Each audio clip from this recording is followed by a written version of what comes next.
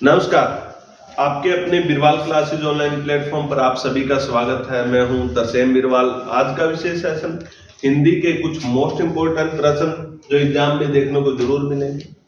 ये प्रश्न group D से लेकर के एस्टेट, सीटेट, कोई भी सीटी मेंस वगैरह का या हरियाणा पुलिस, दिल्ली पुलिस, किसी भी जहां पर हिंदी आती है यहां से इस तरीके के क्वेश्चन देखने को जरूर मिलेंगे और आपको पढ़ने की शुरुआत भी यहीं से करनी चाहिए। देखते हैं। आइए, जैसे कि सबसे पहले हमें क्या है कि हिंदी में एक क्वेश्चन है कुछ जैसे ए अनार से स्टार्ट हो जाता है, जैसे ए आ, छोटी ई, बड़ी ई, छोटा ऊ, बड़ा ऊ और री, यहीं से मान के चलिए।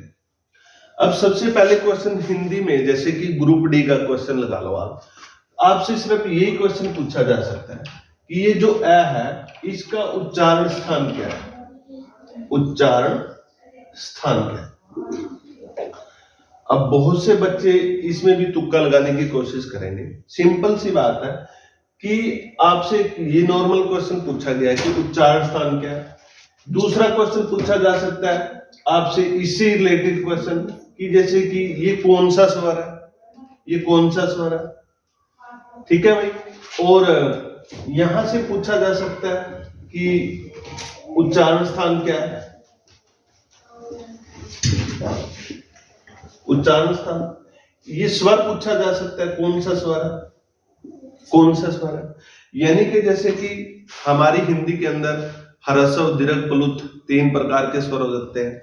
जैसे कि ए कौन सा स्वर है ये पूछा जा सकता है, आ कौन सा स्वर है ये पूछा जा सकता है, ई कौन सा है।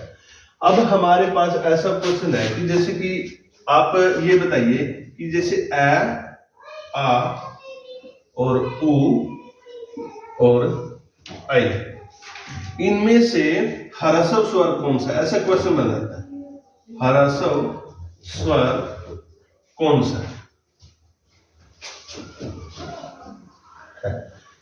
कौन सा है। ये सिंपल सी क्वेश्चन है, ये सबसे आसान क्वेश्चन, पहला क्वेश्चन ये है जो कि हमें इन चीजों का पता होना चाहिए।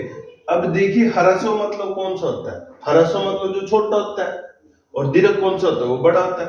अब यहाँ पे हमारे पास जो इस लाइन में हमारे पास पहले हम देखते कि ह्रस्व स्वर कौन कौन से है। एक तो ये है हमारा ह्रस्व स्वर, एक ये है और एक ये है और एक ये है। अब 1 2 3 4, तो हमारे ह्रस्व स्वर कितने हुए, 4, ठीक है। अब हमें पता है कि ए, ई, ऊ और ये ह्रस्व स्वर है, तो ये आसान क्वेश्चन बन गया हमारे लिए कि हमारा क्वेश्चन का आंसर ये है कि ए है जो ये ह्रस्व स्वर है। ऐसे क्वेश्चन आपसे जरूर पूछे जाएंगे। उसके बाद है आपसे इसमें से पूछा जा सकता है कि इसका उच्चारण स्थान क्या है, इसका उच्चारण स्थान क्या है। तो इसका उच्चारण स्थान क्या होगा, इसका उच्चारण स्थान होगा कंठ, कंठ, कंठ होता है। आपसे उसके बाद दूसरा क्वेश्चन जैसे कि ई है, ई कौन सा स्वर है। इसी तरीके से यहाँ पे ए की जगह ई दे देगा, ई दे देगा, ए की जगह ई दे देगा। जैसे कि ये कौन सा स्वर है, ये भी ह्रस्व स्वर है। अब इसका उच्चारण स्थान पूछ लेगा, तो उच्चारण स्थान क्या है इसका, तालु है, तालु, ये छोटी है तालु। और अब यहां से इससे अलग क्वेश्चन क्या बनेंगे, और क्या क्वेश्चन बन सकता है। अब हमें क्या पता होना चाहिए कि हमें उच्चारण स्थान भी पढ़ने होंगे और ए अनार भी पढ़ने होंगे। अब यहां से हमारे संधि का भी क्वेश्चन बन सकता है, संधि का भी क्वेश्चन। इसके बाद आपसे क्या क्वेश्चन बन सकता है, जैसे कि हमारी ए, आई, ओ, औ, अंग और ए। यहां से आपसे क्या पूछा जा सकता है, मोस्ट इंपोर्टेंट प्रश्न है जो बहुत से बच्चे फंसते हैं कि ये दोनों कौन से स्वर है, ये दोनों कौन से स्वर है। तो ये अयोग वाह, अयोग वाह। यहां से आपसे यही प्रश्न पूछा जा सकता है कि इनमें से ये दोनों स्वर कौन से हैं, या एक भी आ सकता है कि अंग है, कौन सा स्वर है? अयोगवा। ये कौन सा है? अयोगवा। और आपसे और क्या पूछा जा सकता है? जैसे अब इसमें से हम संधि को भी समझ सकते हैं। जैसे कि जो संधि है, सम प्लस धा प्लस की प्रत्यय। अब मैंने यहाँ संधि की बात क्यों की? क्योंकि जो यहां से ना संधि क्या होती है? संधि होती है वर्णों का मेल, वर्णों का मेल, वर्णों का मेल संधि होती है। अब शब्दों का मेल क्या होता है? समास होता है। अब जैसे कि हमें क्या है कि हम संधि को किस तरीके से पढ़ते हैं, यहीं पे देखते हैं। यानी कि ए प्लस आ, ये हमारा क्या बनेगा? आ बनेगा। ये हमारी संधि है, वर्णों का मेल है। हमें पता भी तो होना चाहिए ना। अब जैसे कि मतलब छोटी ई और बड़ी ई, ये क्या बनेगा? बड़ी ई। ये हमारा क्या हुआ कि संधि की परिभाषा क्या हुई? दो वर्णों के मेल से होने वाले परिवर्तन को संधि कहते हैं। यहाँ पर भी ए प्लस आ से आ बना परिवर्तन हुआ, यानी कि ए प्लस आ, दो वर्णों के मेल से जो परिवर्तन, यानी कि जो आ बना, वो हमारा क्या हुआ? संधि हुआ। अब जैसे हम इसका एक उदाहरण देखते हैं यहाँ कोई, जैसे विद्या, विद्यालय। अब इसकी संधि विच्छेद क्या होगा? विद्या प्लस आल्य। अब इसमें क्या है कि जैसे जो यहाँ पे है हमारा, ये आ है और ये भी आ है। इन चीजों में कोई भी फर्क नहीं पड़ रहा है। अब आ प्लस आ हमारा क्या हुआ? आ बनता है। ठीक है, तो ये क्या है कि देखिए अब हमें संधि की परिभाषा भी आसान हुई पढ़नी, क्योंकि वर्ण प्लस वर्ण, दो वर्णों के मेल से, इन दोनों वर्णों के मेल से विद्यालय बना। आ प्लस आ से आ, तो इन दोनों वर्णों के मेल से हमारा जो संधि बनी, तो ये संधि का उदाहरण इस तरीके से। अब संधि की परिभाषा आसान हुई, दो वर्णों के मेल से होने वाले इस परिवर्तन को संधि कहते हैं, यानी कि वर्णों के मेल से। अब प्रश्न आ जाता है कई बार, ग्रुप डी के अंदर भी ऐसा क्वेश्चन आ सकता है, सीईटी के अंदर भी आ सकता है कि दो वर्णों के मेल से होने वाले परिवर्तन को क्या कहते हैं? संधि, समास, कारक या क्रिया।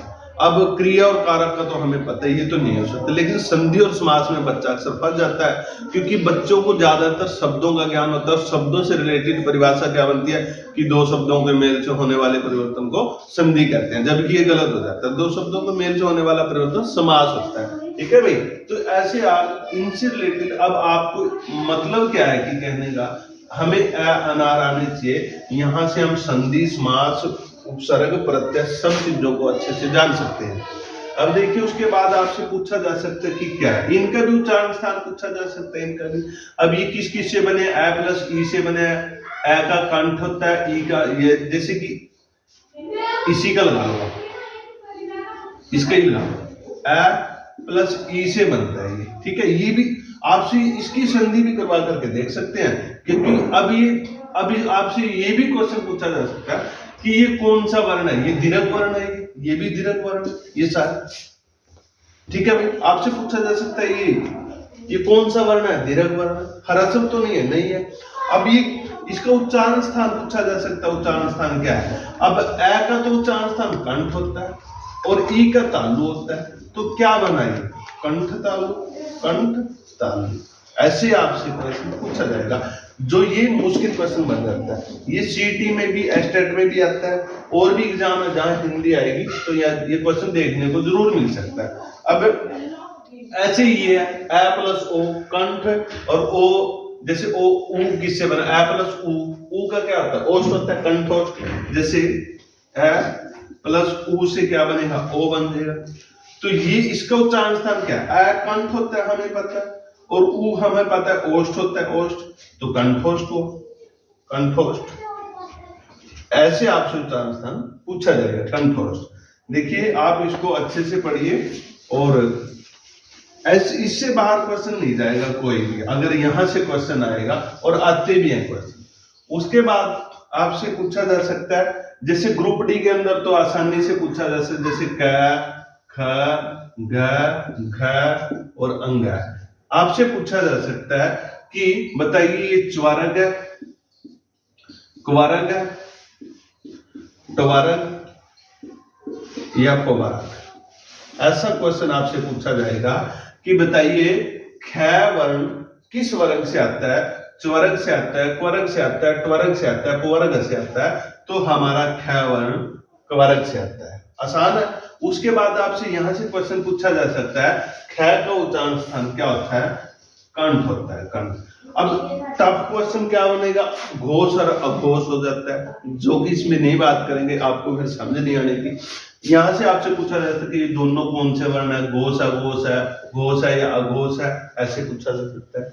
उसके बाद आपसे क्या का पूछा जा सकता है, उच्चारण स्थान कंठ है, क्या ये क्वारक है, ठीक है भाई।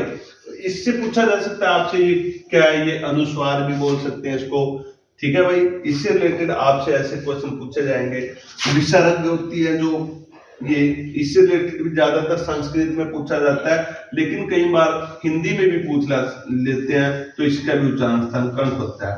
अब इससे अलग आपसे टै वाली लाइन का पूछा जा सकता है, किसी ऐसे ही क्वेश्चन जैसे कि टै का उच्चारण स्थान क्या है, टै किस वर्ग से आता है, टवर्ग से आता है। उच्चारण स्थान क्या है, मूर्धा, मूर्धा। और ठ का उच्चारण स्थान मूर्धा, टवर्ग होता है। च का उच्चारण स्थान पूछा जा सकता है, तालु। और पै का उच्चारण स्थान पूछा जा सकता है, और ये क्वेश्चन पूछे जा सकते हैं आपसे। उसके बाद आपसे बिल्कुल जो एक और आसान क्वेश्चन बनता है, जैसे ह, य,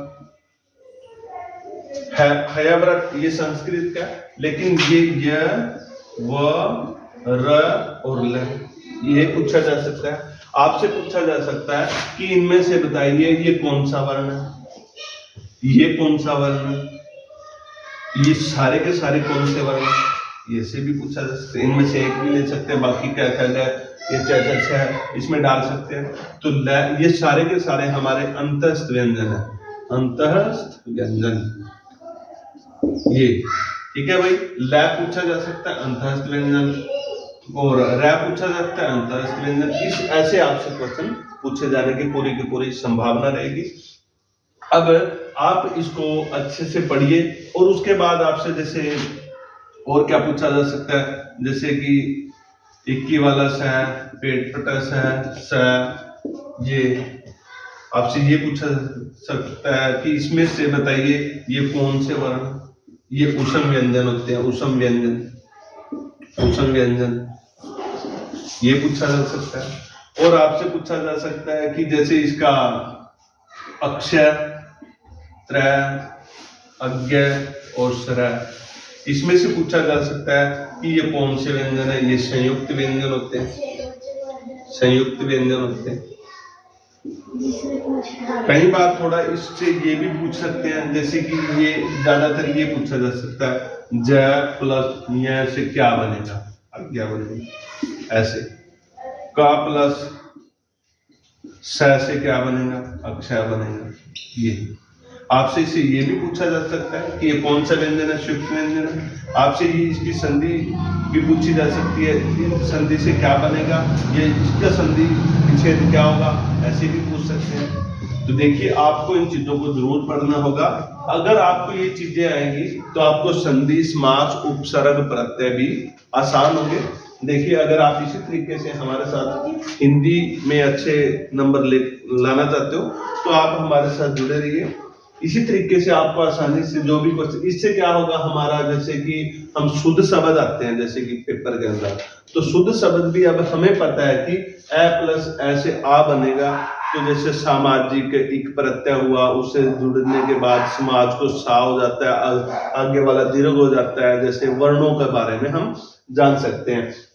तो इस तरीके से हम क्या करेंगे कि अपनी हिंदी को मजबूत कर सकते हैं। अगर आप इसी तरीके से अच्छे प्रश्नों को जानना चाहते हैं, समझना चाहते हैं, अच्छे नंबर प्राप्त करना चाहते हैं तो जुड़े रहिए हमारे साथ। आज के लिए इतना ही।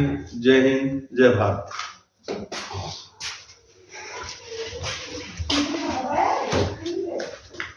अच्छी नहीं है।